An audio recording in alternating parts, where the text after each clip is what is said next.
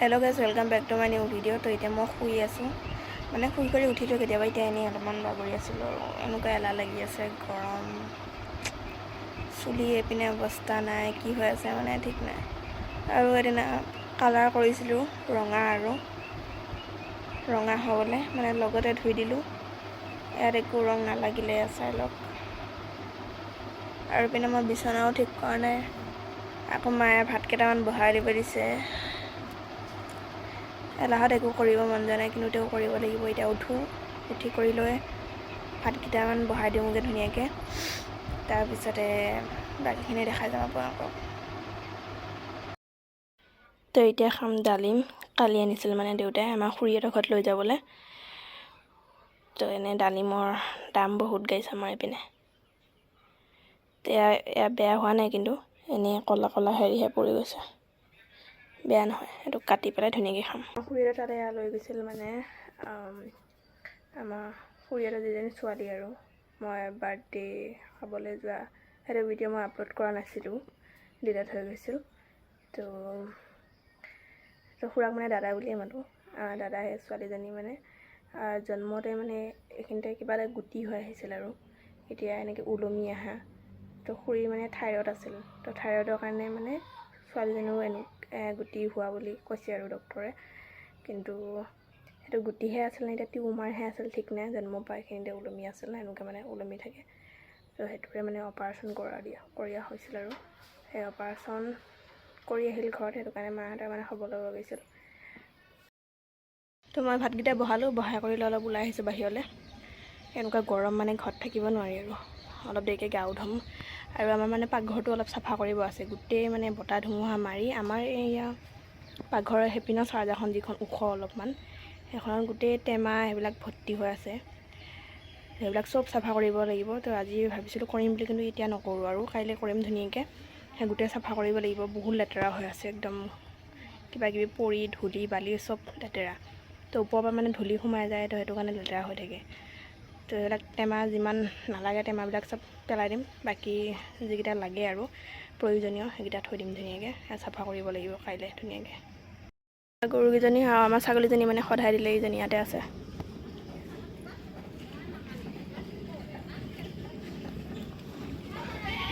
যাগে গা ধুই আছে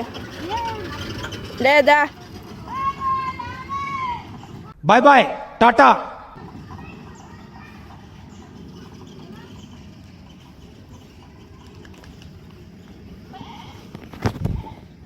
এয়া বৰমাহঁতৰ মানে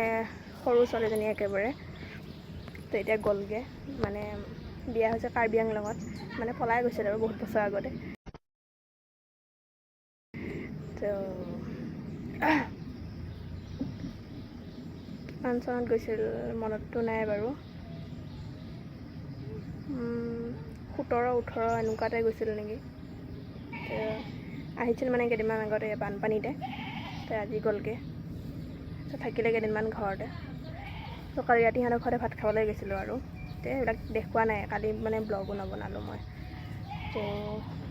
এতিয়া চেহাত অকণমান থিয় হৈ আছোঁ এতিয়া যাওঁ ধুনীয়াকৈ চাই কৰি লৈ গাটো ধুওঁগৈ সোনকালে নহ'লে একদম উতলি আহিম আৰু অলপ পিছত তো ভাটিবেলা হ'লেহি এতিয়া মই ধুনীয়াকৈ আমাৰ বাটতে অলপমান বহি আছোঁ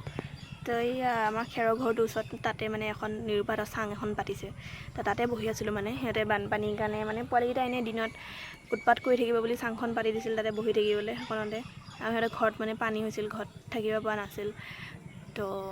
তাতে আছিল সিহঁতে ৰাতি নাছিল মানে ৰাতি ঘৰতে আছিল আৰু সিহঁতৰ বিচনা আছে পানীয়ে লগ পোৱা নাই হা তেতিয়া মোক মাতি আছে ঘৰত চাহ খাবলৈ তেতিয়া মানে মোক চাহ বনাব কৈছিল মই ঘৰৰ পৰা গুচি গ'লোগৈ মায়ে বনাই খাব বুলি আৰু পিছত চাহ নবনালোঁ মই পিছত তাতে চাংখনতে বহি আছিলোঁ আকৌ মাত দি আকৌ কৈছে চাহ অলপ বনাইছোন বুলি মই কৈছোঁ মই নবনাওঁ নিজে বনাবই বুলি তাই যেতিয়া বনালে এতিয়া মোক মাতি আছে আৰু মানে চাহ বাৰে প্ৰতিয়ে মই বনাই থাকিব লাগে মানে নিজে নবনায় সেইটো কাৰণে মই বনাব দিলোঁ ঘৰৰ বাহিৰত আছোঁ আহি দেখিলে মই কিমান চালাকি এতিয়া যাওঁ নিজে চাহ বনাইছোঁ মই খাওঁ যায় তো গাইছে আমাৰ পিছপিনৰ অৱস্থা চব গোটেই জংঘল এডাল ৰঙালাও গোটেই বগাইছে আৰু চব পিনে জংঘল একদম ইয়াত জোক এতিয়া বহুত আছে ভৰিত ধৰিবলৈ একদম জোকে আৰু আমাৰ খালটোত পানী চাওক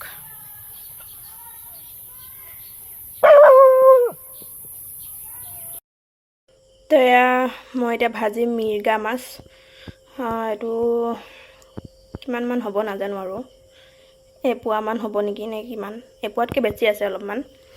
তো সঠিককৈ নাজানো। এইটো ভাজিম। আৰু আমাৰ দুইটা কেৰাহী এতিয়া হৈ আছে লেতেৰা, মানে এটাত চব্জি আছে আৰু এটাতে মানে চব্জি আছিল আৰু, তো সেইখিনি বেয়াই হ'ল চাগে, পেলাই দিব লাগিব। সেইখিনি পেলাই কৰি লৈ ধুনীয়াকৈ ধুই লৈ আহিম। আৰু